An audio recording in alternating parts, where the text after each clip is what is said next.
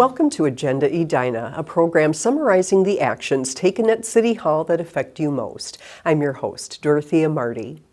After discussing the pros and cons of organized trash collection, the City Council decided last month to keep Edina's open collection system and focus instead on trash reduction efforts in the community. The Transportation and Energy and Environment Commissions supported organized trash collection, where the city assigns a specific hauler to pick up trash from a certain area. Among other things, the commission cited less emissions and wear and tear on residential streets as reasons for the change. Garbage haulers argue organized trash collection supports larger haulers more than smaller ones and takes away their ability to provide unique customer service. Their supporters wrote emails and made phone calls to city council members asking them to keep the open market. I received well over 1,000 emails. So if you add those two, we're at 1,500 people within the community, plus or minus, that we've actually heard from.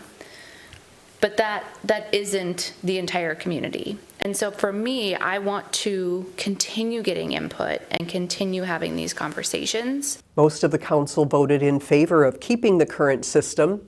Some suggested residents work to reduce what they throw out or work together as a neighborhood to organize trash collection on a smaller scale. There's nothing that stops. I live in Highlands on Merritt Circle. There's nothing that stops Merritt Circle for me from having a meeting with my neighbors to say, you know what, we don't want 12 trucks on this street. How about we get together and we choose one hauler, and we can all decide which one works best for us. We could negotiate a rate, and on Merritt Circle, we could have one hauler.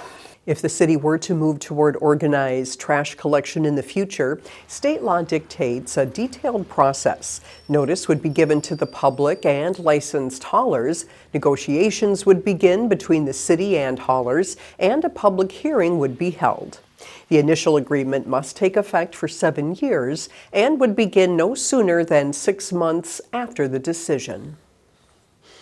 A new live music venue may be coming to downtown Edina thanks to a forgivable loan from the city's Housing and Redevelopment Authority.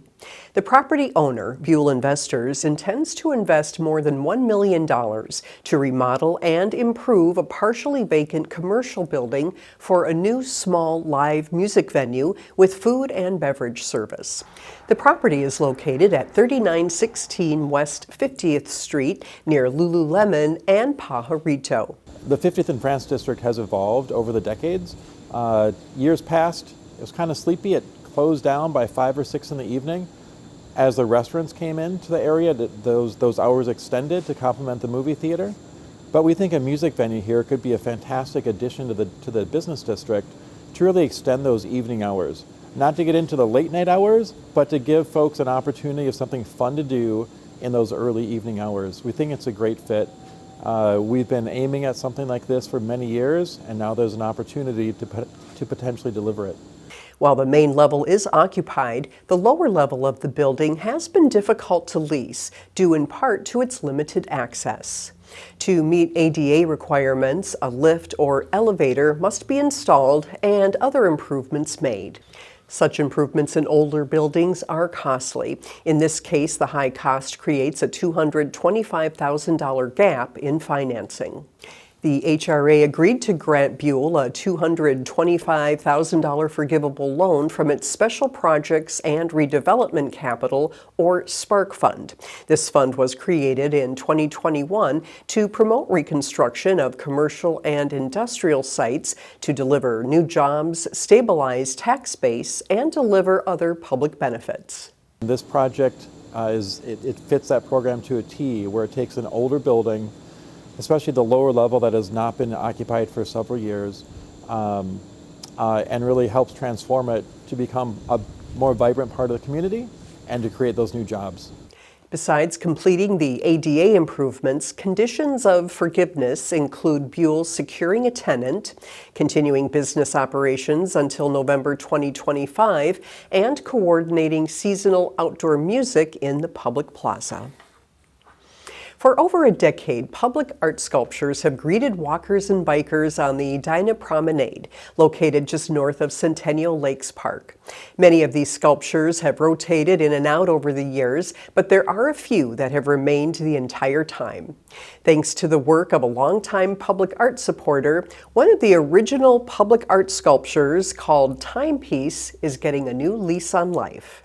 Thanks to an enduring presence on the Edina Promenade, It's one of the few sculptures that's still here from our initial 2010 installation. and a generous donation given 13 years ago, My husband and I decided it would be a nice remembrance to have this in our community where we live. So that's how we came to purchase it. on a chilly fall morning at the promenade, restoration was the focus. One of the residents that's a regular walker at the park and user is Lois Ring, and she said, you know, we got to really give some attention to the timepiece statue. And I met her out one day and I thought, holy smoke, she is right. The thing needs some attention. Members of the Edina Woodcrafters came to the rescue and applied their skills. I'm so thankful that I thought about the Woodcrafters. They're the group that work in the Edina Community Center. This is a community-run wood shop. It's all volunteer. They brought the pieces in here, marked them where they went back so we wouldn't get confused.